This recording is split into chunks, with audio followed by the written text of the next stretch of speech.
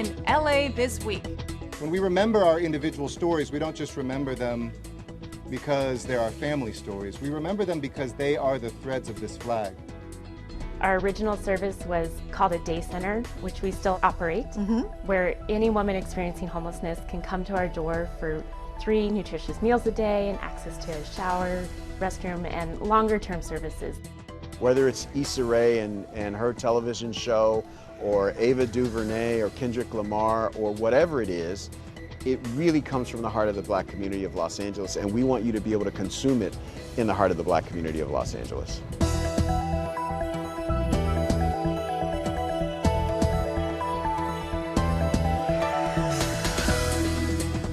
Hello everyone, I'm Natalia Bilbao, and here's what's happening in LA this week.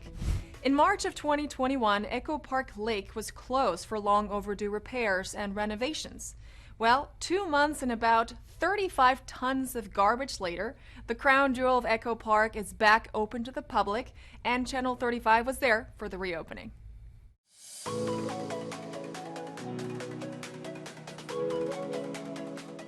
After it's been refurbished, after $1,100,000 was spent to the park to put it back in its original condition, today we're going to be opening up the park and allow the community members back in to use the park that they well deserve. We removed over 35 tons of trash, solid waste from the park, several hundred pounds of miscellaneous hazardous waste, hazardous materials, including biohazardous waste, sharps, syringes, aerosols, flammable liquids, ignitables, etc. We worked for several months here in the park with different resources to find housing for the individuals that were living here before we locked the gates back in March. El Departamento de Policía va a trabajar con los Park Rangers para asegurarse que las personas puedan visitar y usar el parque, pero le recordamos al público que el parque va a permanecer cerrado desde las 10:30 de la noche hasta las 5 de la mañana. Durante ese tiempo nadie va a poder quedarse aquí o dormir en el parque. We're going to have 24-hour security here. It's going to be a combination of the park rangers, the LAPD, and then private security that we hired through LAPD Security Services Division. So we all are working together to keep the park safe and to keep the park clean.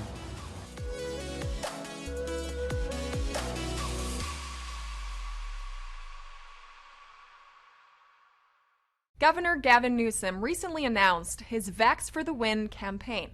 The new vaccine incentive program offers grocery cards and cash prizes as a way to motivate hard-to-reach communities to get vaccinated. The program also aims to thank everyone who has already been vaccinated.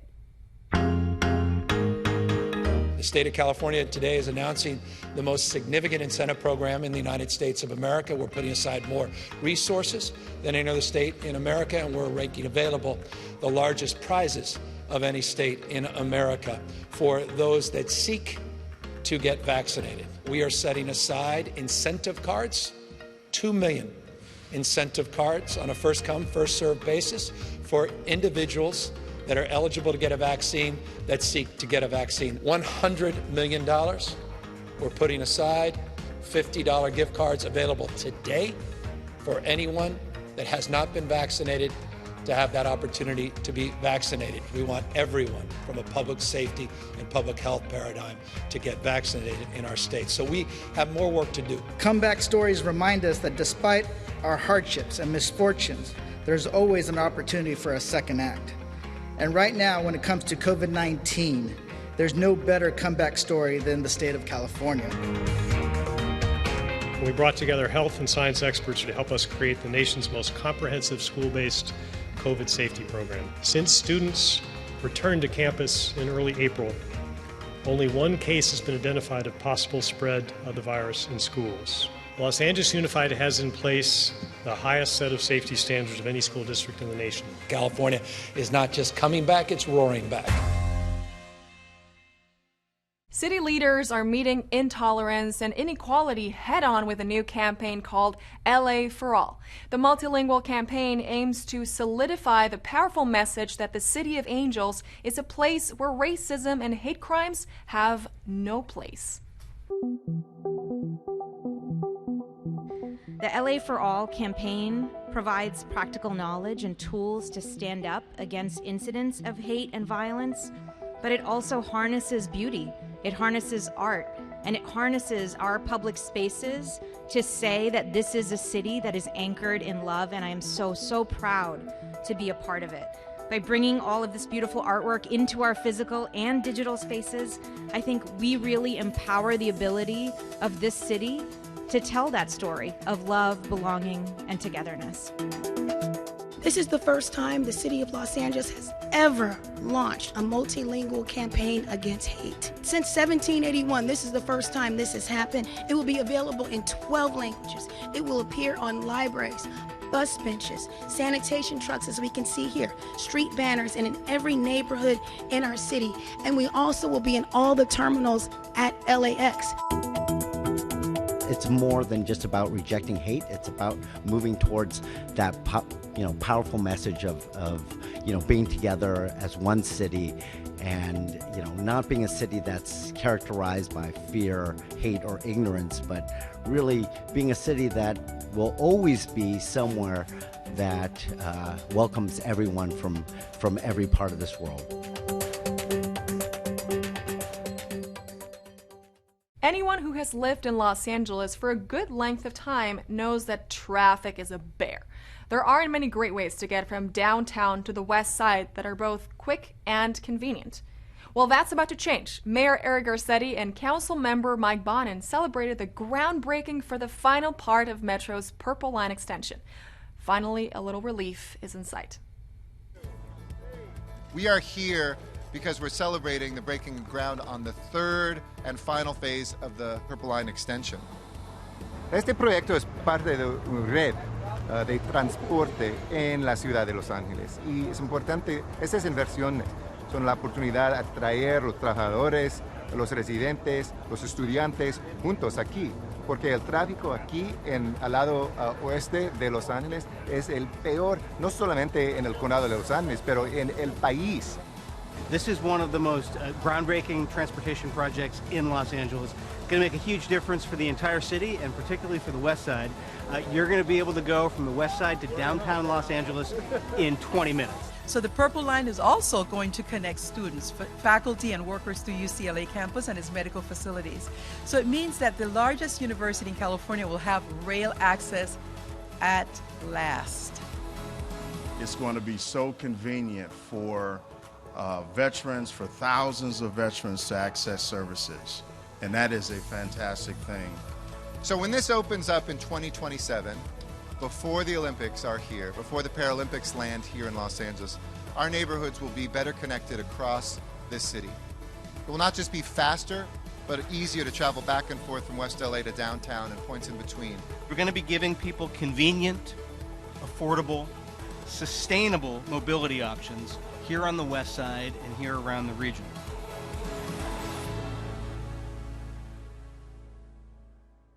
Over the course of the pandemic, the city of Los Angeles has worked with rideshare companies like Lyft and Uber to get residents to testing and vaccination sites.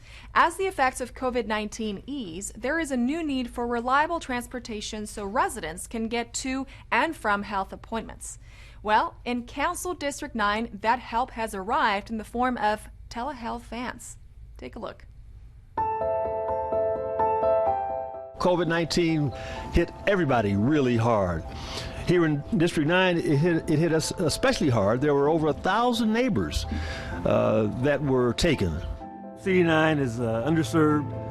We have a number of healthcare disparities made very evident not only by the pandemic, but by the lack of health care in our community. And so to have mobile services available is going to be very, very important, and I think a wave of the future. People aren't being able to meet their doctors and their therapists. They won't have jobs. So we're going to see this influx in LA that's going to start happening. And the reason that we created the Telehealth van was to just kind of see if we can minimize the damage. Put as many vans on the streets as much as possible and just reach people. And it's the one-stop shop, you know. A lot of people don't have that transportation, you know. A lot of people have to depend on others to get them to the hospital or get them to their appointments. Take care of your mental health. I know a lot of people, you know, that need help and they're scared to ask for help. And I'm glad with social media, it's becoming more of a popular thing to go see therapists. Being able to tack this, the mental health side, the probation side, when you can bring all of it together, and not only that, but 3 black men out here in LA, it's motivation. You know, it makes everyone wants to come together, work together, and be together. It's about our low income, it's about our homeless, it's about someone has to do it. I just stepped up to the plate, took my savings out, and decided to build it. We've been working every day for a year now, and we don't think we're going to stop anytime soon.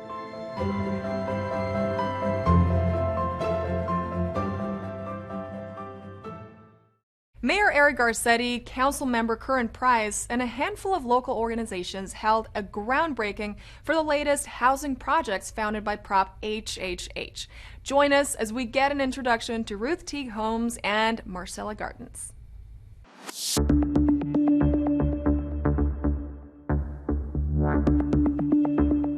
I'm excited that we're breaking ground today on Ruth Teague Homes and Marcella Gardens. We're going to house over 100 homeless individuals. This is an unprecedented time, you know, and so we need an unprecedented number of affordable housing units up. And so it doesn't matter if it's veterans or victims of domestic violence or to our senior community, we want to meet the need.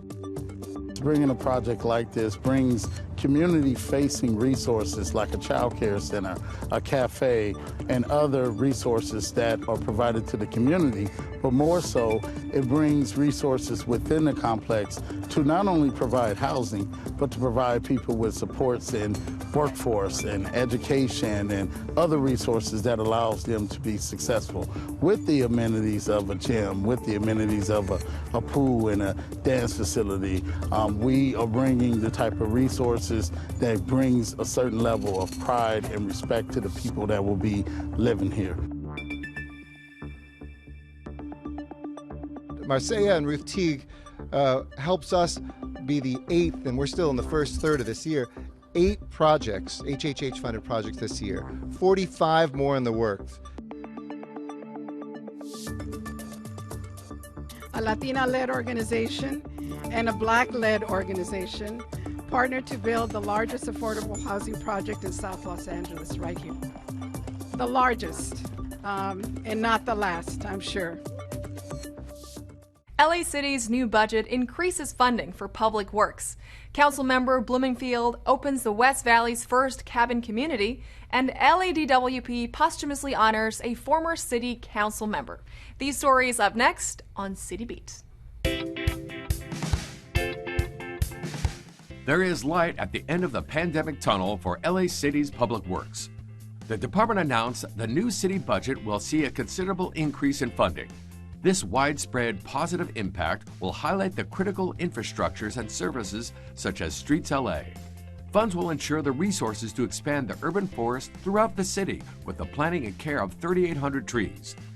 The budget includes the completion of the 6th Street Viaduct, which features 10 sets of LED color-changeable arches. The new budget also creates job training, youth employment programs, and support to maintain and expand the cleaning and hygiene services provided at homeless encampments. For more information on the new initiatives and programs, visit dpw.lacity.org. Councilmember Bob Blumenfield and the Hope of the Valley Rescue Mission have pulled together to open the first West Valley Cabin Community. The Sycamore Cabin Community is based behind the councilmember's district office in Reseda. This community features 52 tiny homes with 100 beds that will be made available to those experiencing homelessness in the area. Each cabin is pet-friendly and measures 64 square feet. They come equipped with 2 beds, heating and air conditioning, windows, and a small desk. Also, 24/7 security is available, as well as case management and counseling. For more information, go to blumenfield.lacity.org. The Los Angeles Department of Water and Power Board of Commissioners recently approved the renaming of 2 historically significant facilities to honor the late 4th District Councilmember Tom LaBonge. The LA Aqueduct Centennial Garden will now be known as the Tom LaBonge Aqueduct Centennial Gardens, and the Headworks Water Complex will become the Tom LaBonge Headworks Water Complex, respectively. Known to be a loyal supporter of the LA DWP, former Councilmember LaBonge had a decades-long involvement with the revitalization of the Los Angeles River. He also championed various water system projects on behalf of the LA DWP and their customers. For more information, visit ladwp.com. The Los Angeles Homeless Services Authority estimated that in 2020, 32% of the unsheltered population in LA County was female. There is one organization that has been helping LA's unsheltered women since 1978, the Downtown Women's Center, currently run by CEO Emmy Turk. Maria Hall-Brown reports. Since 1978, the Downtown Women's Center has offered shelter, support, and services. And today I'm delighted to be joined by its CEO, Emmy Turk. So nice to have you with us. Thank you, Maria. All right, so obviously it's been around a long time, but when I mentioned shelter services and support, what are some of those programs that you offer down there? At the Downtown Women's Center, we started in 1978.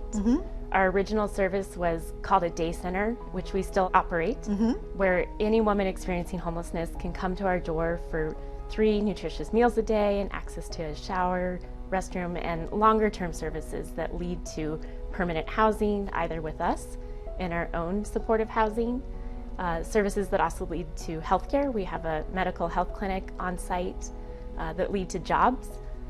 We help women find employment, both with us and our social enterprise made by Downtown Women's Center and throughout the community.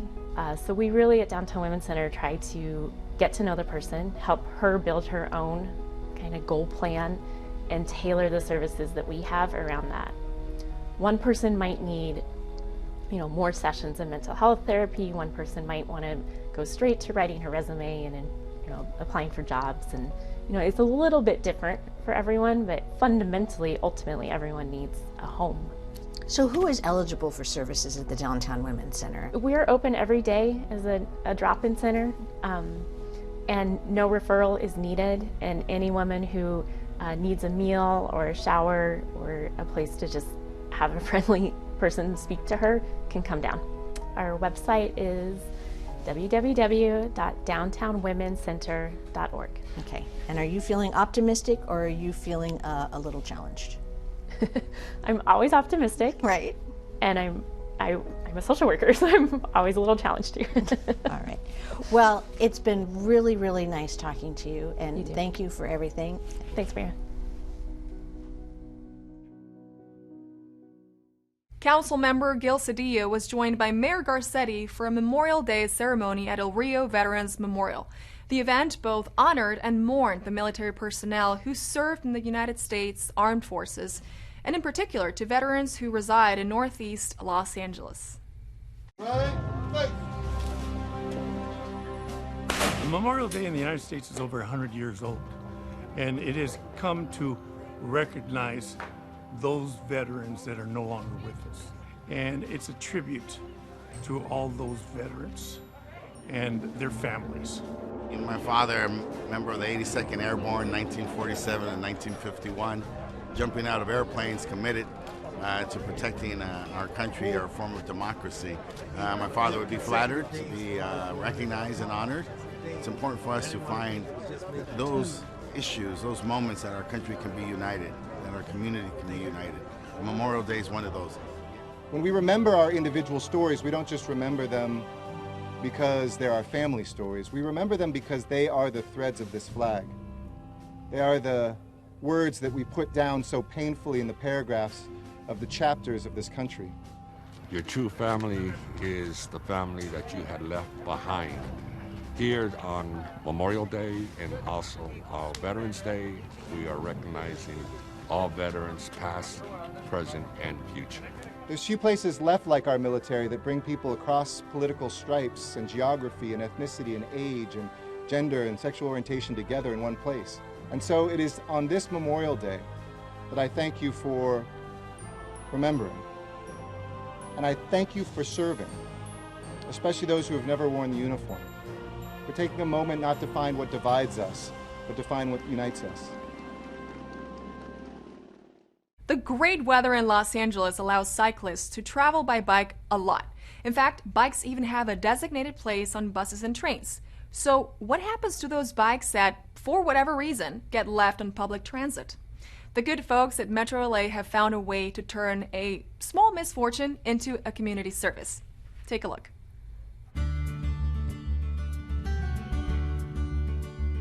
Bueno, mira, hoy comenzamos un programa piloto de 2 años que se llama Adopte una bicicleta, y por medio de este programa vamos a ofrecer al público en forma gratuita las bicicletas que la gente olvida en los autobuses o en los trenes o en las instalaciones de metro. Every month we collect hundreds of bicycles in our lost and found. Only about 25% of those claimed, 75% are never claimed. The bicycles are stored for 90 days, and the prior Metro procedure was to then auction them off. But we are changing that today. We held workshops with community-based organizations to gather feedback and prick each other's brain for one simple goal: how to get these bikes into the hands of those people who need them the most, make these bikes can benefit them and able to improve someone's mobility immediately.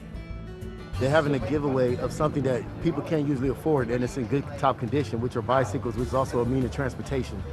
Me beneficia porque puedo vivir una vida más saludable y puedo a la vez hacer más ejercicio y sentirme mejor. As a university student, I really appreciate this opportunity. One, because it's a way to commute from one side of campus to another. As an engineer, this is a great alternative method for sustainable engineering, which I'm a great advocate of. We've been cyclists for quite a few years now, and just anything that gets more people out cycling is a good thing. It's a great sport. You can get around without having to deal with parking, and just enjoy the companionship and just being outdoors.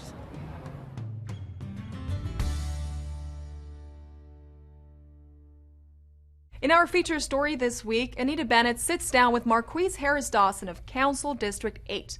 The council member talks about renaming a local park after Latasha Harlins and the importance of Destination Crenshaw, a place that aims to reclaim the cultural accomplishments of the Black community.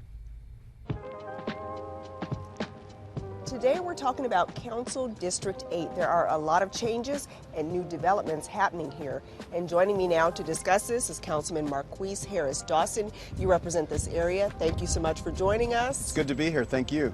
We are actually in a park. You mentioned this park. We're in a park. Parks are very important to us. We view our parks as ground zero for public safety efforts. It's where you can bring young people, it's where you can bring families, it's where we can be community. This pool was about to close, and so myself and the council and the mayor intervened, and so we're excited that in just a few weeks we're going to open it up, and it'll be full of young people swimming from, the break of dawn all the way until the sun goes down. Wow, what's been the reaction from the community about this park? The community is ecstatic. I think there have been a few kids who figured out how to jump the fence and test it out to make sure it's okay for everybody else.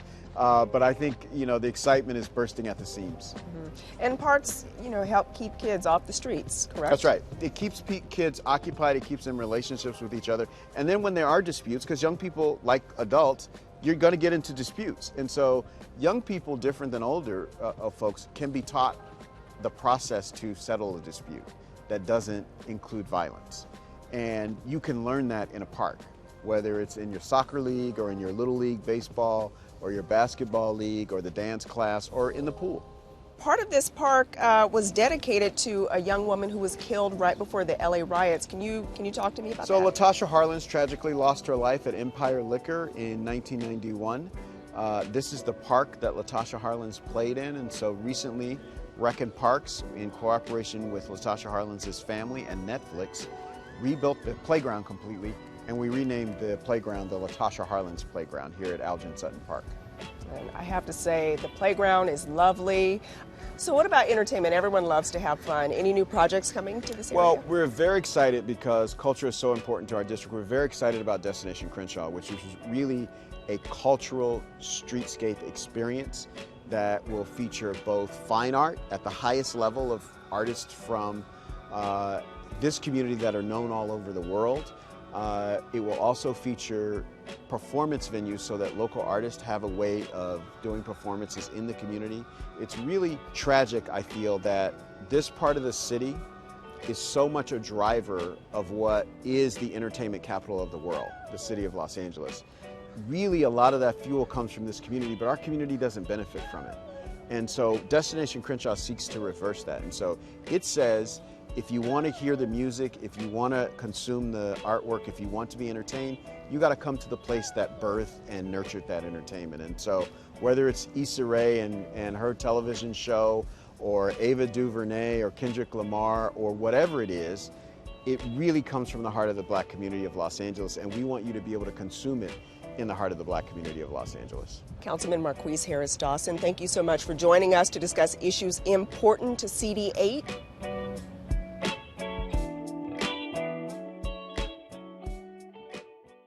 Enjoy the LAPL Your Author series featuring Jose Ramirez. Join the Jet Propulsion Laboratory Salute to Octavia E. Butler, or check out a virtual exhibit featuring art by 2021's COLA Individual Artist Fellows.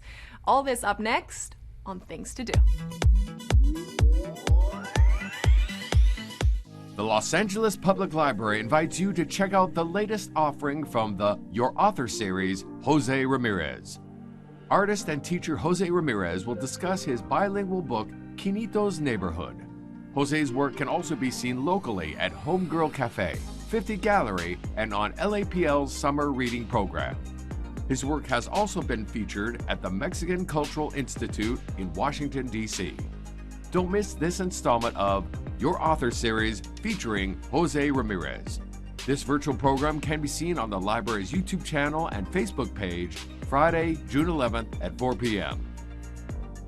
You are invited to a discussion about Pluto's largest moon. Join the LA Public Library as it welcomes host Albert Joey Jefferson, a mission operations engineer from JPL. He'll discuss the Butler Mons, a mountain on Pluto's largest moon named after the science fiction author Octavia E. Butler. This program will include lots of other great fun, celestial facts, and is open to ages 10 and up. This event is part of LAPL's Octavia E. Butler celebration. Don't miss the Zoom event JPL and Octavia E. Butler, happening Saturday, June 12th at 2 p.m. For a link where you can register, visit lapl.org/events.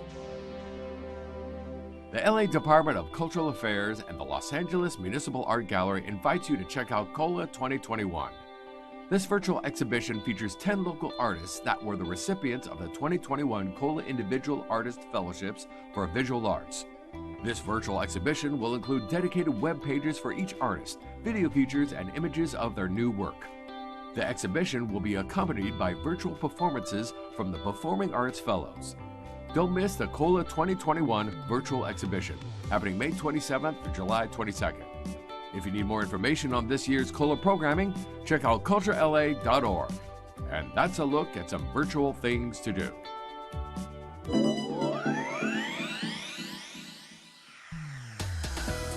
And that's it for this edition. I'm Natalia Bilbao, and from all of us here at LA This Week, thank you so much for joining us.